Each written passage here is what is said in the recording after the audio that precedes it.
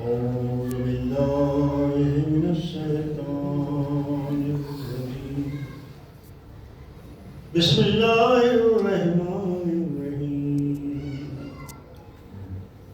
الحمد لله الذي لم يتخذ صاحبة ولا ولد ولم يكن له شريك في الملك ولم يكن له ولي من الذل وكبره تكبيرا اللهم صل على محمد وعلى محمد والصلاة والسلام والتحية والإكرام على سيدنا ونبينا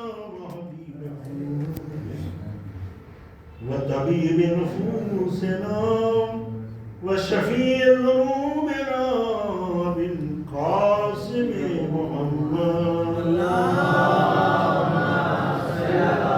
محمد وآل محمد وعلى آله الطيبين الذين أذهب الله الرجس وطهرهم تطهيرا اللهم صل على محمد وآل محمد ولا سيما على بقية الله في الأرضين أرواحنا لتراب مقدمك الفدا ولعنة الله على أعدائهم من يومنا هذا إلى قيام يوم الدين أما بعد فقد قال الله الحكيم وكل شيء أحصيناه في إمام مبين. الصلوات اللهم صل على محمد وآل محمد. آج کی شخصیت آج کے مولود یعنی ہمارے اور آپ کے پانچویں امام امام محمد باقر اللهم صل على محمد وآل محمد. جن کی فضیلتیں بہت سی مخصوص ہیں اس امام سے. آپ کی ولادت جیسا کہ اسلم بھائی نے ذکر کیا، انہوں نے انگریزی والی تاریخ بھی بتائی، ہم کو خالی اسلام ہی یاد ہے. ہاں، پہلی رجب 57 ہجری. اس میں ہمارے بچوں کے لیے ایک سبق ہے. 57 یعنی 5 اور 7. یہ پانچویں امام ہیں اور 7ویں معصوم ہیں. سبحان اللہ سبحان اللہ سبحان اللہ سبحان اللہ. ولادت کے سن سے یہ پتہ چلتا ہے کہ آپ پانچویں امام ہیں، 7ویں معصوم ہیں. سبحان اللہ سبحان اللہ. اور آپ کی عمر بھی 57 ہی سال ہے. آپ کی پوری زندگی 57 سالہ ہے. تو آپ کی ابتدا بھی بتا رہی ہے کہ پانچویں امام اور 7ویں معصوم ہیں، اور آپ کی انتہا سے بھی پتا چلتا ہے کہ آپ 5ویں امام ہیں اور 7ویں معصوم ہیں. صلوات پڑھتے ہیں. اللهم صل على محمد وآل محمد. تکبیر. اللہ اکبر. یا رسول اللہ. حیدری. یا علی. یہ وہ امام ہیں کہ طرفین سے ہاشمی، بے شک جن کی ماں بھی ہاشمی، بے شک. سبحان اللہ باپ بھی ہاشمی. بے شک ماں بھی امام زادی ہے بے شک. اور باپ بھی پاکال امام. تو یہ شرف 5ویں امام سے مخصوص ہے، جو چوتھے امام کو حاصل نہیں ہے، اور دوسرے اماموں کو یہ فضیلت حاصل نہیں ہے. لیکن یہ 5ویں امام ہے کہ جو طرفین سے ہاشمی ہے، جن کی ماں بھی فاطمہ بنت حسن اور والد ظاہر سی بات ہے. تو یہ ساری فضیلتیں ہمارے اس 5ویں امام سے مخصوص ہے۔ ایک اور فضیلت جو صرف اس امام سے مخصوص ہے، پیغمبر اپنے خاص صحابی جابر بن عبداللہ انصاری سے کہتے ہیں، جابر اللہ تمہیں لمبی عمر دے گا،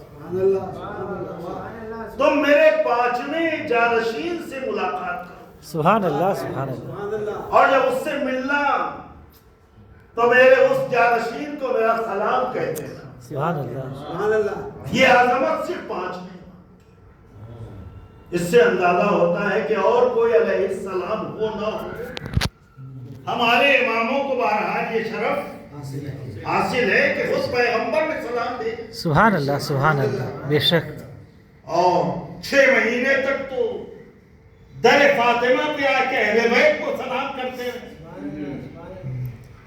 اور بعد میں 5ویں امام کو اپنے ایک صحابی کے ذریعے سے سلام بھیجا، اور شاید اس کی وجہ اس کا راز یہ رہا ہو کہ یہ وہ امام ہے کہ جو علوم کو شناختہ، بے شک سبحان اللہ، جو علوم کا سمندر رواں جمع کرنے والا ہے، سبحان اللہ۔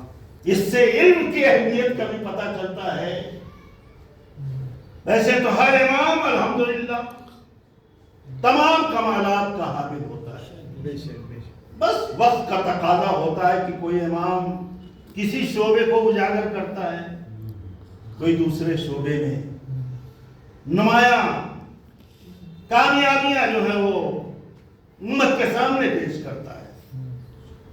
یہ وہ امام ہیں جنہوں نے صرف چاہنے والوں ہی کی مشکلیں آسان نہیں کی، بلکہ دشمن بھی جب مشکل میں آ گیا تو اس کی مشکل بڑی سبحان اللہ، حل کیا آسان۔ اس دور تک کاغذ جو بنا کرتا تھا وہ عیسائی بنایا کرتے تھے، عیسائی فیکٹریوں میں بنتا تھا، اور وہ اس کاغذ کے اوپر عیسائیت کی ایڈورٹائز کرتے تھے۔ ابن اب روح، باپ بیٹا اور روح، جو ان کا عقیدہ ہے، ان کاغذوں کے اوپر وہ وہی کاغذ اسلامی ملکوں میں بھی استعمال ہوتا ہے۔ مصر میں بھی ان کا ایک کاغذ کی فیکٹری تھی جو بنا کرتے تھے وہاں کاغذ۔ عبد الملک بن مروان یہ متوجہ ہوا، اس کے اوپر ذرا ذہین تھا، تو اس کو یہ بات اچھی بھی لگی، اور اس نے وہاں کی فیکٹری کو حکم دیا مصر کی، دیکھو یہ نہیں ہونا چاہیے، کاغذ کے اوپر کلمہ توحید ہونا چاہیے۔ تو کاغذ کے اوپر اس نے وہ علامت ہٹا کے، مصر اسلامی ملک تھا، سب تک اسلام کا دور دورہ تھا تمام، تو وہ جب اس کو قیصر روم کو معلوم ہوا تو اس نے اس کے پاس تحفہ اور ہدیہ وغیرہ بھیجا اور کہا کہ دیکھو تمہارے آباء و اجداد نے جو کیا ہے اس کے خلاف مت کرو، اور ہمارا دوستانہ برقرار رہے، لہذا اس چیز کو ختم کرو۔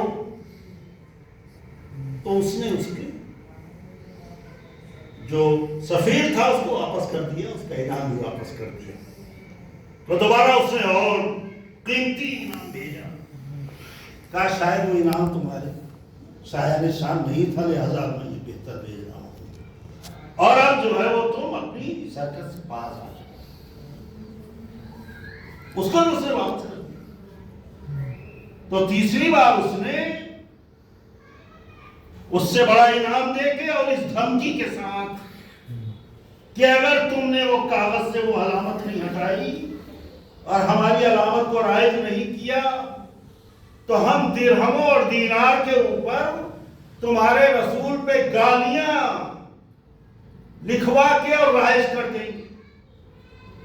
جب یہ دھمکی پہنچی اس تک تو اس کی زمین سے، اس کے پیر سے زمین نکل، بلایا اس نے اپنے وزراء اور سفراء اور جو بھی بہرحال ان کے علماء مشاورین سے سب کو بلایا اور مشورہ کیا کہ ابھی کیا کیا جائے. سب سر جھکائے بیٹھے رہے. کسی کی سمجھ میں کچھ نہیں آتا تھا کہ اس کا حل کیا ہے. تو اس کا وزیر تھا, اس نے کہا کہ بادشاہ سلامت, آپ خود جانتے ہیں کہ اس مشکل کا حل کہاں ہے. سبحان اللہ. تو اس سے کیسی باتیں کریں, اگر مجھے معلوم ہوتا تو بتاؤ کیا ہے. کیا اس مشکل کا حل حل مشکلات کے گھر کے علاوہ کہیں نہیں. سبحان اللہ سبحان اللہ. مشکل اگر کہیں سے حل ہو سکتی ہے تو گھر اہل نہیں.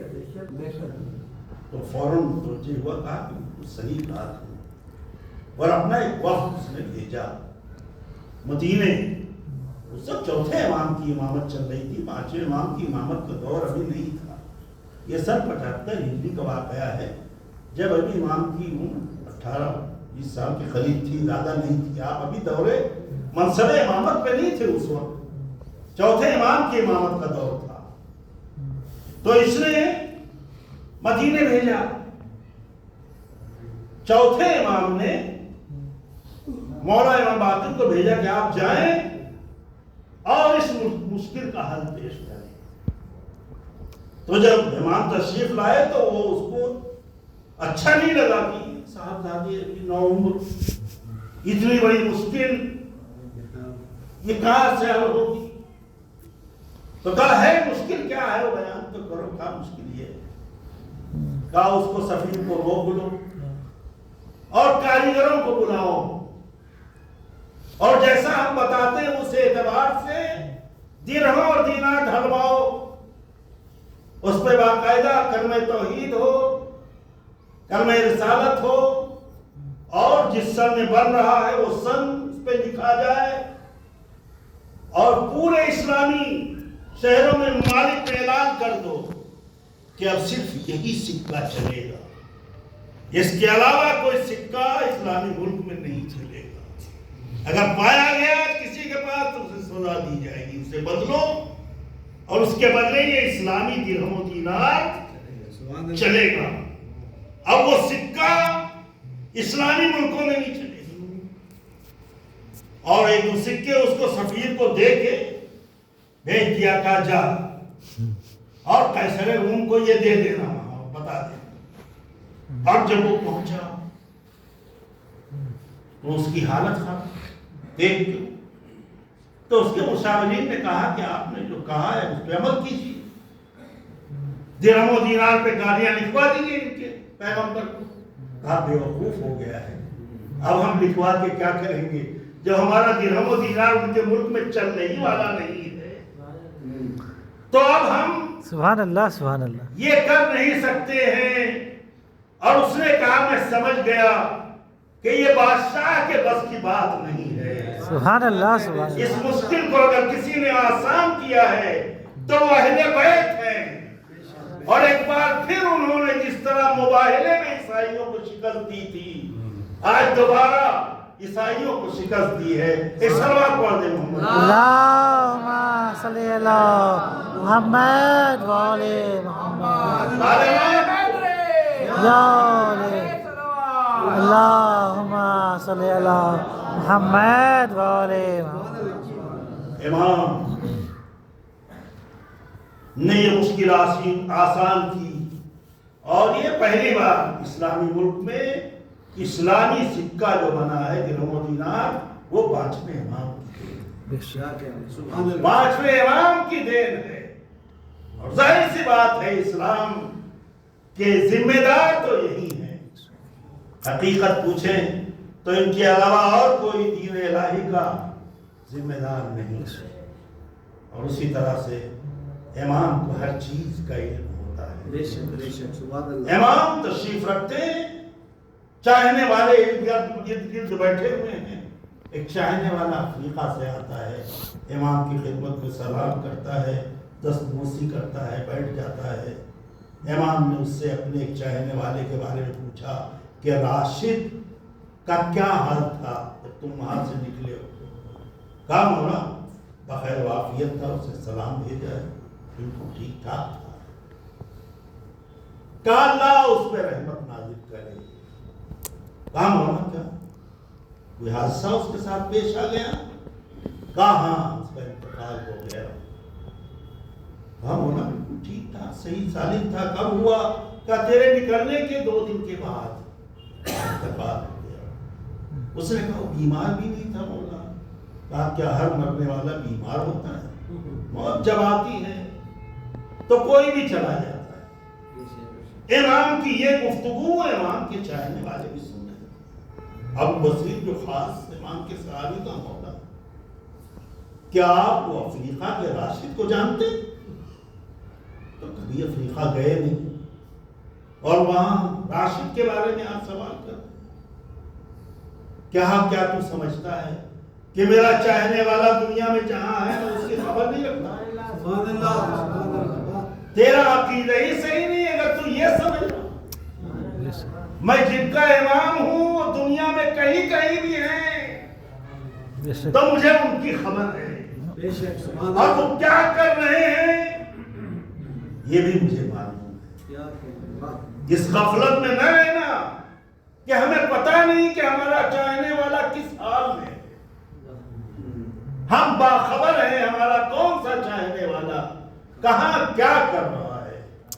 یعنی چاہنے والوں کی پوری زندگی امام کے سامنے ہے، اور امام نے کہا کہ دیکھو تقوی اختیار کرو، نیکی کے اوپر گامزن رہو، گناہوں سے اپنے کو بچاؤ، تاکہ تمہارا امام تمہارے نامہ اعمال کو دیکھ کے خوش ہو۔ کسی بھی زمانے کا امام اپنے کسی چاہنے والے سے غافل نہیں ہوتا، جہاں بھی کوئی چاہنے والا ہے وہ اس کے حالات سے باخبر ہے۔ جب وہ اچھائیاں کرتا ہے تو اس کے حق میں دعا کرتے ہیں، اور اگر گناہ دیکھتے ہیں تو امام کو تکلیف پہنچتی ہے، امام ان کے لیے استغفار کرتے ہیں۔ الہی بہت